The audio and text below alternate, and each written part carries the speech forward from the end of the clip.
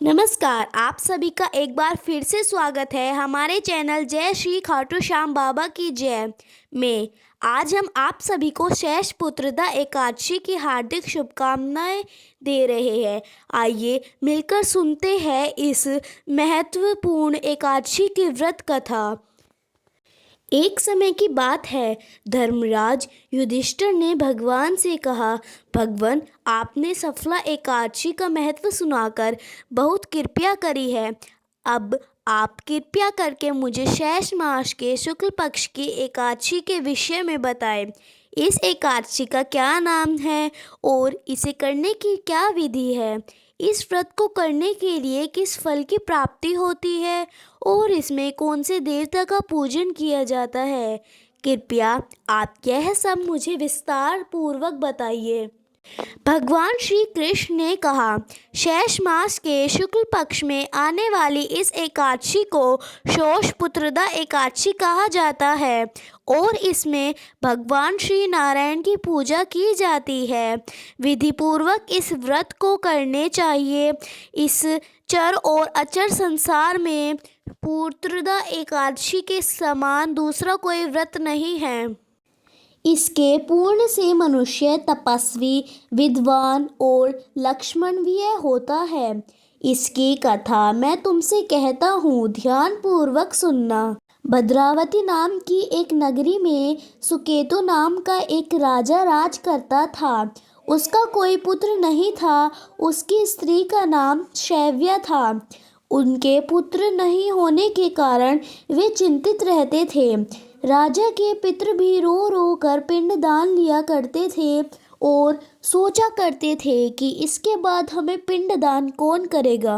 राजा को कोई भाई बांधव, धन, हाथी, घोड़े, राज्य और मंत्री, इन सब में संतोष नहीं होता।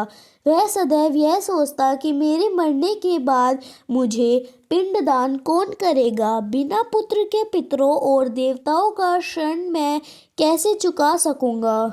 जिस घर में पुत्र न हो उस घर में सदैव अंधेरा ही रहता है। इसलिए पुत्र उत्पत्ति के लिए प्रयत्न हमेशा करना चाहिए। जिस मनुष्य ने पुत्र का मुख देखा है वह धन्य है। उसको इस लोक में यश और परलोक में शांति मिलती है, यानी कि उनके लोक सुधर जाते हैं। पूर्व जन्म के कर्म ही इस जन्म में पुत्र, धन आदि प्राप्त होता है। राजा इस प्रकार रात दिन चिंता में लगा रहता। एक समय तो राजा ने अपने शरीर को त्यागने का निश्चय किया, लेकिन आत्मघात में महान पाप समझकर उसने ऐसा नहीं किया। एक दिन तो वो राजा ऐसा ही विचार करता हुआ अपने घोड़े पर चढ़कर वन को चला गया और पशु पक्षियों तथा वृक्षों के देखने लगा। उसने देखा कि वन में मृग, व्याघ्र, सूअर, सिंह, बंदर, सर्प आदि सभी भ्रमण कर रहे हैं।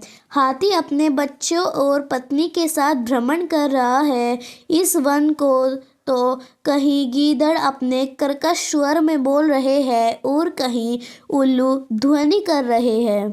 वन के दृश्यों को देखकर राजा सोच विचार में लग गया और इसी प्रकार उसका आधा दिन बीत गया।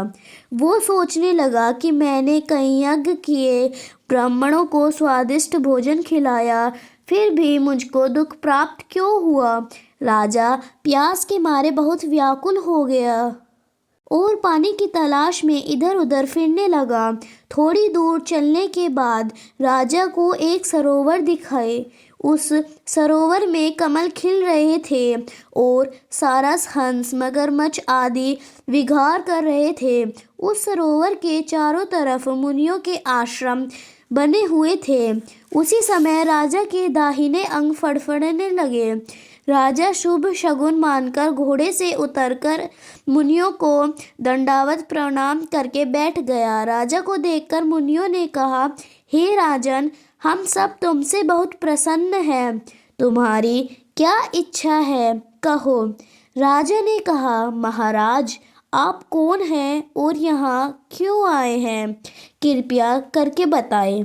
मुनि ने कहा, हे राजन, आज संतान देने वाली पुत्रदा एकादशी है। हम लोग विश्वदेव हैं और इस सरोवर में स्नान करने आए हैं। यह सुनकर राजा कहने लगा, हे महाराज, मेरी कोई संतान नहीं है। अगर आप मुझे प्रसन्न हैं तो मुझे एक पुत्र का वरदान दीजिए। यह सुनकर मुनि बोले, हे राजन, आज पुत्रदा एकादशी है। आप अवश्य ही इस व्रत को करें।